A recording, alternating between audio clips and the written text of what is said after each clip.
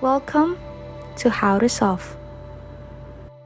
In today's video, I will show you how to recover your Facebook account without recognizing device.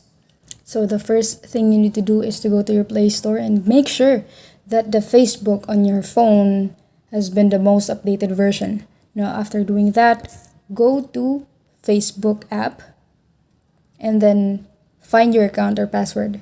Now in this case, my account is already in this device.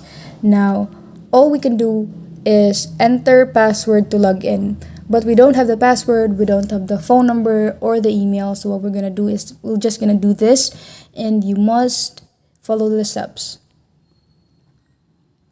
But we don't have the password.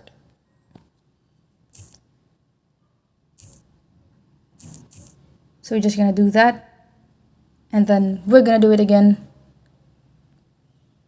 This will pop up, and then here you will see to confirm your account via service provider. So that only means that somehow your account has been connected to you. And then once you click this, it will draw you to create a new password.